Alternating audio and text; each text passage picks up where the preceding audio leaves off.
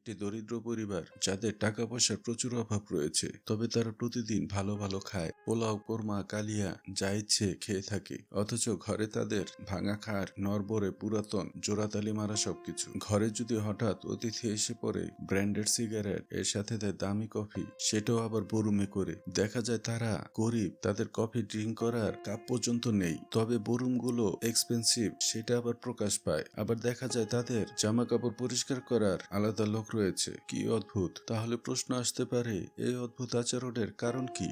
এই গল্পে জানতে চলেছি। গল্পটি শুরু হয় চায়নায় অবস্থিত জিহং শহরে। একটি পুরনো বাড়িতে বসবাস করে এক অদ্ভুত ফ্যামিলি। তারা পরিবারের 4 জন সদস্য, বাবা, মা, দাদি এবং সবার ছোট জিয়া। অদ্ভুত ব্যাপার হলো, এই ছোট জিয়া বাড়ির সমস্ত কাজ করে থাকে। প্যারালাইজ দাদির পা ম্যাসেজ হতে শুরু করে ঘুম পাড়ানো, তাকে খাইয়ে দেয়া এবং রান্না করার জ্বালানি সংগ্রহ করা সবকিছুই এই ছোট জিয়া করে। পাশাপাশি জিয়া স্কুলে ভালো স্টুডেন্ট, তবে তারা গরিব ছিল বিধায় একদিন তার স্কুল টিচার একজন অতিথি নিয়ে আসে তাদের বাড়িতে। সে একজন স্পন্সর, আর্থিক সহায়তার জন্য সে এসেছে। জিয়ার পড়াশোনার বাবদ যত খরচ এই লোকটি সহায়তা করতে চায়, তবে জিয়ার বাবা তার প্রস্তাবে রাজি হয় না। সে বলে, আমার ছেলেকে বড় করতে আপনাদের অনুদান প্রয়োজন হবে না, ভাগ্যে যা আছে তাই হবে। ঠিক তখন জিয়ার মা অতিথিদের জন্য দামি ব্র্যান্ডের সিগারেট আর সাথে দেয় ব্ল্যাক কফি। তারা অতিথি আপ্যায়ন দেখে মুগ্ধ হয়ে যায়, তবে লজিক মিলাতে পারে না। যেখানে ভাঙা খাট, বাড়ির ছাদ ফেটে ফোঁটা ফোঁটা পানি পড়ছে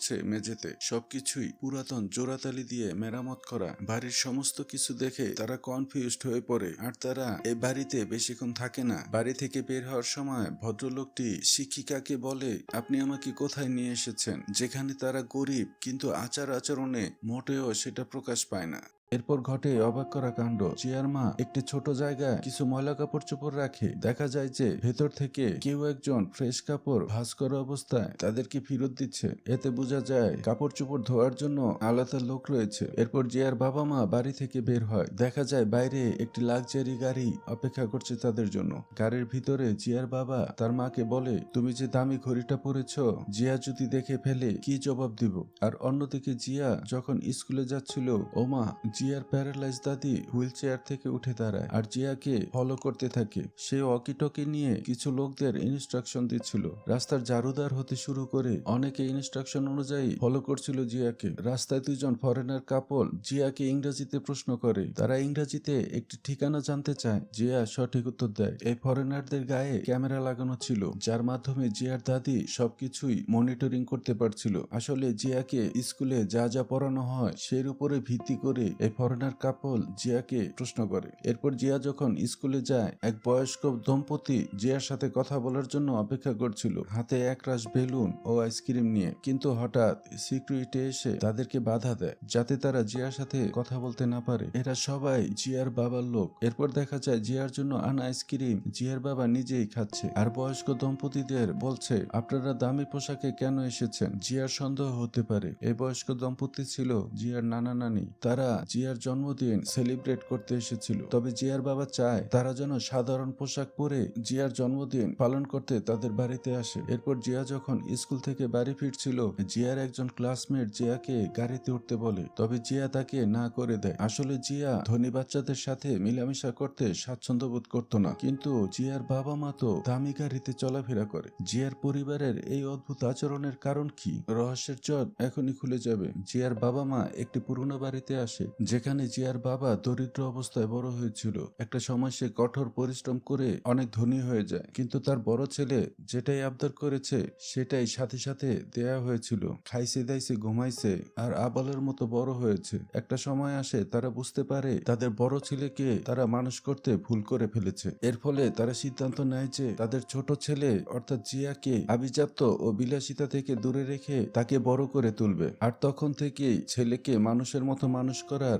মিশনে নেমেছিল তারা। মানে জিয়াকে শুরু থেকেই গরিবী হালে বড় করে তুলছে তার বাবা মা। এরপরে দেখানো হয় জিয়ার নানা নানি তাদের বাড়িতে এসেছে জিয়ার জন্মদিনের শুভেচ্ছা জানাতে। জিয়ার মা তখনই জিয়ার নানির মোজার নিচে টাকা খুঁজে পায়। তারা জানে জিয়ার জন্য উপহার এনে সেটা প্রকাশে দেয়া যাবে না, তাই তার নানি টাকা লুকিয়ে রেখেছিল। জিয়ার মা বলে, তোমাদের কতদিন নিষেধ করেছি, তারপরও তোমরা কথা শোনো না। এত অল্প বয়সে তার হাতে টাকা দিলে সে নষ্ট হয়ে যেতে পারে। এরপর জিয়া যখন স্কুল থেকে বাড়িতে ফিরে আসে তারা সবাই জিয়ার জন্মদিন সেলিব্রেট করে। এরপর সবাই যখন চলে যাচ্ছিল জিয়ার নানা ম্যাজিকের মতো তার মাথার চুল থেকে টাকা বের করে জিয়ার হাতে দেয়। টাকা পেয়ে জিয়া খুশি হয়ে যায়, তবে উপহার পাওয়া টাকা তার বাবার হাতে দিয়ে বলে, বাবা এই টাকাটা আপনি জমা রাখুন, আমি চাই এটা সঞ্চয় হোক। ছেলের মুখে এমন কথা শুনে জিয়ার বাবা অভিভূত হয়ে পড়ে। তিনি খুশি হয়ে বলেন, আজ থেকে আমার ছেলে এই সংসারের সমস্ত খরচ হিসাব করবে, আর আমি আমার ছেলের উপর ভরসা রাখতে চাই। এরপর রাতে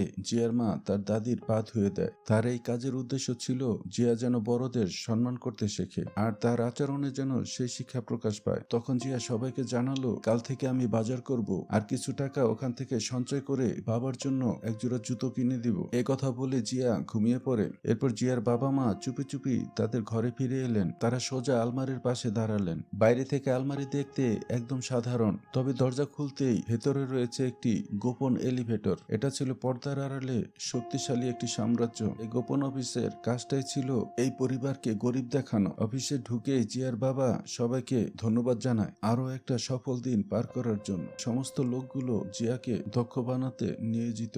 আসলে জিয়ার বাবা মা চান তার ছেলে জিয়া যেন একদিন তার মতো বড় ব্যবসায়ী হয়ে ওঠে। পরদিন সকালে জিয়া বাজারে যায়। দোকানদার তখন জিয়াকে নানা উপায়ে জটিল জটিল হিসাব তার দিকে ছুড়ে দেয়। এটার দাম এত, এটা এত নিলে এত পড়বে, নানা প্রশ্ন ছুড়ে দেয়। যেন দোকানদার কোনো হিসাবই জানে না, সব প্রশ্নগুলো জিয়াকেই ছুড়ে দিচ্ছে। আসলে দোকানদারও ছিল জিয়ার বাবার লোক। জিয়াকে দিনের পর দিন এভাবেই ট্রেনিং দেয়া হয়। একদিন জিয়ার মা তার ব্যাগের পিছনে ফুলে ফেপে রয়েছে বাক্সের মতো কিছু একটা দেখতে পায়। সবাই ভেবেছিল জিয়া হয়তো তার বাবার জন্য জুতো কিনেছে, কিন্তু পরে দেখা গেল জিয়া তার নিজের জন্য ওই সঞ্চয় করা টাকা দিয়ে ট্যাবলেট কিনেছে। পরিবার সবাই হতাশ হলেও পরে জানতে পারে এই ট্যাবলেটটিতে 7 দিনের রিটার্ন পলিসি রয়েছে। জিয়ার প্ল্যান ছিল সেটা ফেরত দিয়ে তার বাবার জন্য জুতা কিনে আনবে সে। মধ্যখানে সে কিছুদিন ভিডিও গেমস খেলতে চেয়েছিল। 7 দিন শেষে জিয়া যখন ট্যাবলেটটি ফেরত দিতে যায়, ট্যাবলেটে পানি লেগে থাকার কারণে দোকানদার সেটা ফেরত নিতে চায় না। জিয়ায় কান্নায় ভেঙে পড়ে। এখন কি হবে? আমার বাবার জন্য জুতো কিভাবে কিনবো? সে মন খারাপ করে বাড়ি ফিরছিলেন। হঠাৎ রাস্তায় বোতল আর কিছু ক্যান দেখতে পায়। তার মাথায় আইডিয়া আসে এসব কুড়িয়ে টাকা জোগাড় করবে সে। বোতল কুড়াতে গিয়ে তার স্কুলের বন্ধুরা তাকে নিয়ে হাসাহাসি করে। অফিস থেকে ক্যামেরায় তার মা দেখতে পেয়ে অনেক কষ্ট পায়। সে কষ্ট পায় এই জন্যই অন্যের রেখে ফেলা জিনিস কুড়াচ্ছে তার ছেলে। তবে জিয়ার বাবা বলে জীবনে সফল হতে হলে অনেক পরিস্থিতি মোকাবেলা করতে হবে তার। জিয়া তার বোতলগুলো বিক্রি করতে একটি দোকানে যায়। সে ক্যাশে অনেক টাকা দেখতে পায়। সে টাকাগুলোর দিকে হাত বাড়ায়, তবে সে টাকাগুলো না নিয়ে সে ক্যাশের ড্রয়ার চুপচাপ লাগিয়ে দেয়। যখন দোকানদার ফিরে আসে তখন তার সৎ কাজ দেখে দোকানদার অনেক খুশি হয়ে যায়। পুরো ঘটনা অফিস থেকে সবাই দেখছিল। তখন তারা আনন্দে উচ্ছ্বসিত হয়ে ওঠে, কারণ তারা বুঝতে পারে যে তারা সঠিকভাবে জিয়াকে শিক্ষা দিয়ে গড়ে তুলছে। এরপর থেকে অফিসের লোকেরা জিয়ার জন্য রাস্তায় বোতল ফেলে রাখতো, যাতে জিয়া আরো বেশি বেশি বোতল সংগ্রহ করতে পারে। তখন হঠাৎ করে একটি বিদেশি লোক তার কাছে আসে। সে কিছু বোতলের প্রলোভন দেখায় এবং তাকে লাঞ্চের জন্য আমন্ত্রণ জানায়। বাচ্চা ছেলে জিয়া সানন্দে তার সাথে যেতে রাজি হয়ে যায়। ওই বিদেশি তাকে একটি অভিজাত হোটেলে নিয়ে যায় এবং তাকে দামি দামি খাবার খাওয়ায়। হোটেল রুমে একটি লোক অপেক্ষা করছিল।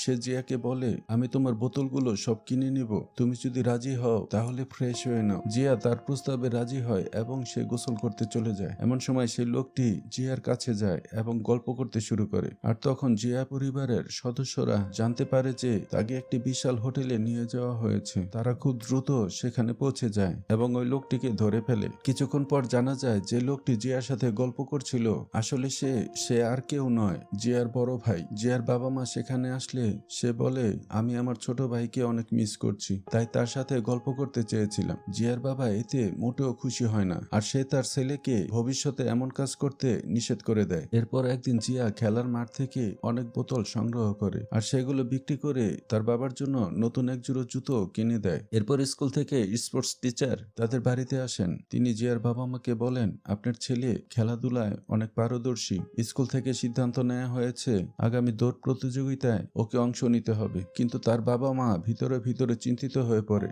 জিয়ার বাবা চাইছে জিয়া বড় হয়ে তার পরিবারের ব্যবসা সামলাবে। সে যদি খেলাধুলায় মনোযোগ দেয় তাহলে এসব শেখা হবে না। এই ভাবনা থেকে জিয়ার বাবা একটি অন্ধকার পরিকল্পনা করেন। রাত গভীর হলে যখন জিয়া ঘুমিয়ে পড়ে তার বাবা গোপনে জিয়ার পায়ে অবশ করার কিছু একটা লাগিয়ে দেয়। সকালে জিয়া ঘুম থেকে উঠে দেখে সে সোজা হয়ে দাঁড়াতেই পারছে না। তখন জিয়ার বাবা ভাড়া করা ভুয়া ডাক্তারের কাছে নিয়ে যায়। ডাক্তার জিয়াকে বলে, তোমার একটি বিরল রোগ হয়েছে, তুমি আর দৌড়াতে পারবে না। এ কথা শুনে জিয়ার মন ভেঙে যায়, কিন্তু সে জানতো না এই পুরো ঘটনাটাই তার বাবার তৈরি করা মিথ্যে নাটক। এরপর হাসপাতাল থেকে জিয়া ফেরার সময় তার বাবাকে জিজ্ঞেস করে, আচ্ছা বাবা, আমরা কি সবসময় গরিবই থাকবো? তার বাবা একটুখানি থেমে বলেন, না রে বাবা, যদি তুমি পড়াশোনায় মন দাও তাহলে আমাদের ভাগ্য বদলে যেতে পারে। আর যদি তুমি বড় হয়ে ফিনান্সিয়াল ইউনিভার্সিটিতে ভর্তি হতে পারো তবে তুমি একজন বড় অর্থনীতিবিদ হতে পারবে। তখন বড় বড় ব্যবসায়ীরা তোমার কাছে এসে পরামর্শ নিবে আর তুমি প্রচুর টাকা উপার্জন করতে পারবে। তখন জিয়া তার বাবাকে প্রতিশ্রুতি দেয়, আমি মন দিয়ে পড়াশোনা করব।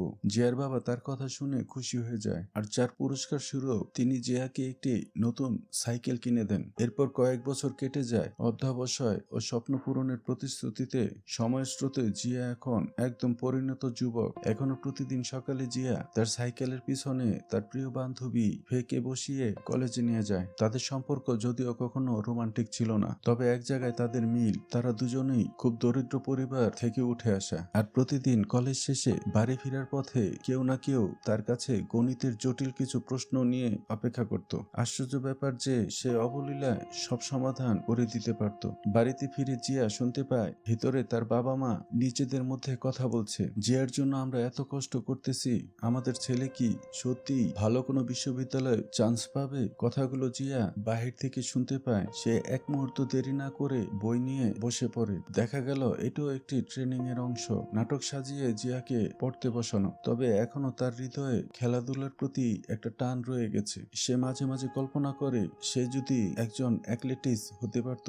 যাই হোক, একদিন ক্লাসের টিচার বলছিলেন মানুষের চিন্তা ভাবনা ও চেতনা মূলত গড়ে ওঠে তার আশেপাশের পরিবেশের প্রভাবে। কিন্তু জিয়া টিচারের সাথে একমত হয় না। সে দাঁড়িয়ে বলে, স্যার, আমরা গরিব আর আমি যথেষ্ট বুদ্ধিমান, আর আমার মতো অনেকেই আছে যারা প্রতিকূল পরিবেশে থেকেও নিজের চিন্তা ভাবনা চেতনা আরো মজবুত করে তুলেছে। টিচার জিয়ার কথাগুলো বেয়াদবি হিসেবে গ্রহণ করে। সে তখন জিয়াকে ক্লাস থেকে বের করে দেয়। বাড়ি ফেরার পথে হঠাৎ চোখে পড়ে পাশের এক বাস্কেটবল কোর্টে কয়েকজনের সাথে খেলছেন একজন মহিলা, যার চেহারা দেখতে তার দাদির মতো। সে তো জানে তার দাদি তো দীর্ঘদিন প্যারালাইসিসে ভুগছেন। ঠিক সেই মুহূর্তে মহিলাটি দৌড়ানো শুরু করে। জিয়া ওই মহিলার খোঁজে সোজা বাড়িতে ছুটে আসে। বাড়িতে ঢুকে দেখে তার দাদি স্বাভাবিকভাবেই বিছানায় বসে আছেন। সন্দেহ আরো বেড়ে যায়। সে তখন তার মায়ের ঘরে যায়, কিন্তু মাও ঘরে নেই। কিছুক্ষণ পর হঠাৎ মা ঘর থেকে বেরিয়ে আসে, আর তার গায়ে আলাদা ধরনের ধনীদের পোশাক, যেন সে কোনো অফিসিয়াল মিটিং থেকে ফিরলেন। জিয়া অবাক হয়ে তাকিয়ে থাকে। এরপর সে তার দাদিকে প্রশ্ন ছুড়ে দেয়, সেই ছোটবেলা থেকে দেখছি আপনি চলাফেরা করতে পারেন না, তাহলে আজকে বাস্কেটবল খেলেছিলেন কিভাবে? দাদি উত্তরে বলে, দাদু ভাই, তুমি ভুল দেখেছ হয়তো, আমি তো সকাল থেকেই এখানে বসে আছি, তুমি এসে আমাকে ওষুধ খাইয়ে দিবে। সেই সময় জিয়ার মা কিছু বলতে গিয়ে থেমে যায়, কারণ তিনি তার পোশাক পাল্টাতে ভুলে গিয়েছিলেন। আসলে তিনি তো গোপন এলিভেটর দিয়ে নিচের অফিস থেকে উপরে এসেছেন। জিয়া এই অদ্ভুত ঘটনার কিছুই বুঝতে পারে না। শেষে সে বাবার কাছে দৌড়ে যায়, তার বাবাকে সবকিছু খুলে বলে। জিয়ার বাবা বলে, বাবা, তুমি পড়াশোনার চাপের মধ্যে রয়েছো, তাই হয়তো ভুলভাল দেখতে শুরু করেছো, একটু বিশ্রাম নিয়ে নাও, সব ঠিক হয়ে যাবে। পরদিন সকালে জিয়া জানতে পারে তার দাদি মারা গিয়েছে। জিয়ার মনে সে প্রশ্নগুলো ঘুরপাক খাচ্ছে। সেগুলো ভুলিয়ে দেওয়ার জন্য তার দাদির মৃত্যুর অভিনয় করতে হয়েছে। জিয়ার দাদির অনেক খারাপ লাগছিল, এটা ভেবে যে সে জিয়াকে কখনো হয়তো আর দেখতে পারবে না। জিয়ার বাবা তাকে আশ্বস্ত করে, জিয়া যখন বিশ্ববিদ্যালয়ে চান্স পাবে আমরা তাকে সবকিছু খুলে বলবো, আর তখন তুমি অবশ্যই জিয়ার সাথে আগের মতো কথা বলতে পারবে। এরপর দেখা যায় জিয়া তার বান্ধবী ফের সাথে কথা বলছিল। সে তার নিজের সন্দেহের কথা ফেকে জানায়। সে বলে, আমি বুঝতেই পারছি না মা, হঠাৎ এত দামি পোশাক আর কিভাবে এত অভিজাত্য ভাবে সাজলো। ফে তখন মজা করে বলে, তোমার মা হয়তো কারো প্রেমে পড়েছে, তাই ভালো ড্রেস এবং সুন্দর করে সেজেছিল, হয়তো সে কারো সাথে দেখা করতে গিয়েছিল। আমি তোমার মাকে একদিন বিলাসবহুল বাড়িতে যেতে দেখেছিলাম, আর তুমি ভেবে দেখো তোমার বাবার অনেক বয়স হয়ে গেছে। জিয়া তখন ফের কাছ থেকে বাড়ির ঠিকানা নেয় আর দেরি না করে ওই ঠিকানার উদ্দেশ্যে রওনা দেয়। ওই জায়গাটি ছিল আসলে জিয়াদের পুরনো বাড়ি। সেখানে তখন তার বাবা মা আর তার বড় ভাই পারিবারিক ব্যবসা নিয়ে আলোচনা করতেছিল। জিয়ার বড় ভাই চাইছিলেন ব্যবসার একটা দায়িত্ব, কিন্তু জিয়ার বাবা স্পষ্ট জানিয়ে দেন, তুমি তো ছোট থেকেই টাকা উড়াতে জানো এবং তার মূল্য বুঝো না, তোমার হাতে ব্যবসা দিলে বাংলা হয়ে যাবে। ওই সময় জিয়া পৌঁছে যায় বাড়ির দরজায়। বাইরে যারা ছিল তারা খবর দেবার আগেই জিয়া ঢুকে পড়ে। বাড়িতে ঢুকে জিয়া তার ছোটবেলার অনেক স্মৃতি মনে পড়ে যায়। আর তার মনে হচ্ছিল এই ঘর বাড়ি সমস্ত কিছু তার পূর্বের দেখা। সে অনুভব করে কিছু একটা লুকানো হচ্ছে তার সাথে। তখন জিয়ার মা তাকে বোঝানোর চেষ্টা করে, এই বাড়ির মালিকের কাছ থেকে তোমার ইউনিভার্সিটির ফি বাবদ টাকা ধার নিতে এসেছি আমরা। এরপর অনেকদিন কেটে যায়। পরীক্ষার ফলাফলের সময় এসে পড়ে। চমৎকার রেজাল্ট। এরপর বিশ্ববিদ্যালয় ভর্তি পরীক্ষার দিন তার বাবা মা হলের সামনে অপেক্ষা করছিল, কিন্তু ভর্তি পরীক্ষা শেষে হলে জিয়ার খোঁজ মেলে না। জিয়া হয়তো বাড়িতে চলে গেছে। তারা সবাই বাড়ি ফিরে আসে, কিন্তু জিয়া এখানেও নেই। তখন একটি লোক জিয়ার ব্যাগটি এনে দেয়। ব্যাগের ভিতর একটি ছবি ছিল। ছবিতে জিয়ার মুখ টেপ দিয়ে পেঁচানো আর একটি চিঠি। মুক্তিপণের জন্য বেশ কিছু টাকার দাবি ওই চিঠিতে উল্লেখ করা। দলের একজন বলে ওঠে, এই জায়গাটি আমি চিনি মনে হচ্ছে। আর দেরি না করে তারা সবাই ছুটে যায় ওই জায়গার উদ্দেশ্যে। আর ঠিক সেই সময় জিয়া ছাদের উপর দাঁড়িয়ে সবকিছু লক্ষ্য করছিল। সবাই যখন বাড়ি থেকে বেরিয়ে যায়, জিয়া তার বাবা মায়ের ঘরে ঢুকে। ঘরের প্রতিটি জায়গা ঘেটে ঘুটে সে অবশেষে আলমারির ভিতরে লুকানো একটি লিফট খুঁজে পায়। লিফটে সে নেমে বাড়ির নিচে এক গোপন গবেষণাগার আবিষ্কার করেছে। এই জায়গাটা যেন তার জীবন নিয়ে তৈরি করা এক জাদুঘর। তার পুরনো ডায়েরি, মুখের অঙ্গভঙ্গি সবকিছু বিশ্লেষণ করা। এমনকি ছোটবেলা থেকে যাদের কাছ থেকে সে শিক্ষা নিয়েছিল তাদের ছবিগুলো সেখানে সাজানো। তখন চোখে পড়ে তার দাদির একটি ছবি, যেন তিনিও এই রহস্যের গুরুত্বপূর্ণ চরিত্র। ঠিক তখনই তার দাদি পেছন থেকে এসে জিয়ার কাছে ক্ষমা চান। আর তার কিছুক্ষণের মধ্যেই পুরো পরিবারই সেখানে এসে পড়ে। জিয়ার বাবা আর সবাই বুঝতে পারে ছেলেটি সবকিছু জেনে ফেলেছে। জিয়া তাদের দিকে তাকিয়ে জিজ্ঞেস করে, তোমরা আসলে কি? আমার জীবনের প্রতিটা মানুষ এখানে টাঙানো, শুধু তোমাদের ছবি নেই কেন? তোমরা কি বিজ্ঞানী? আমাকে নিয়ে পরীক্ষা চালাচ্ছিলে? জিয়ার কথা শুনে তার মায়ের চোখে পানি এসে পড়ে। তিনি জিয়াকে জড়িয়ে ধরেন আর বলে, বাবা শান্ত হও, তুমি আমাদের সন্তান। আমরা চেয়েছিলাম তুমি যেন প্রস্তুত হতে পারো তোমার ভবিষ্যতের জন্য। কিন্তু জিয়ার অন্তরে তখন এক বুক কষ্টের ঢেউ। তার মনে পড়ছিল সেই সব নীরব ত্যাগের কথা। পরিবারের ভবিষ্যৎ করার জন্য সে তার নিজের স্বপ্নকে নিঃশব্দে বিসর্জন দিয়েছিল। তখন জিয়া তাদের সেই গোপন অফিস থেকে বাইরে বেরিয়ে আসে। আর সে বলে, আজ থেকে আমি মুক্ত, আর আমি আমার পথ আমিই বেছে নেব। আর সে দৌড়াতে শুরু করে। আর জিয়ার বাবা মা কাঁদতে কাঁদতে তাকিয়ে থাকে, কিন্তু তাকে থামানোর মতো কোনো ভাষা তাদের নেই। অন্যদিকে জিয়ার বড় ভাই পাহাড় বেয়ে উপরে উঠেছে। তার মনে আর কোনো অভিযোগ নেই। সে জানে জীবনকে সে তার মতো করেই কাটাবে, স্বাধীনভাবে। শেষ দৃশ্যে আমরা দেখি জিয়া এখন একজন রেসার। সে তার স্বপ্নকে প্রাধান্য দিয়ে দৌড় প্রতিযোগিতায় অংশ নিয়েছে। আর তার বাবা মা টিভির সামনে বসে তাকে দেখছেন। কিন্তু হঠাৎ দৌড়াতে দৌড়াতে কিছু প্লাস্টিকের বোতল দেখতে পায় জিয়া, এবং সেগুলো কুড়িয়ে নেয়। একটা অদ্ভুত আনন্দ তার চোখে মুখে। হয়তো তার শিক্ষক ঠিকই বলেছিল, পরিবেশ মানুষের চেতনাকে প্রভাবিত করে। আর বাংলাতে এমন একটা প্রবাদ আছে, অভাবেই স্বভাব নষ্ট হয়। আর এখানে গল্পটি শেষ হয়। ভালো লাগলে লাইক করেন, কমেন্ট করেন। আর এতক্ষণ আমার সাথে থাকার জন্য ধন্যবাদ। ভালো থাকবেন আপনারা। Bye bye.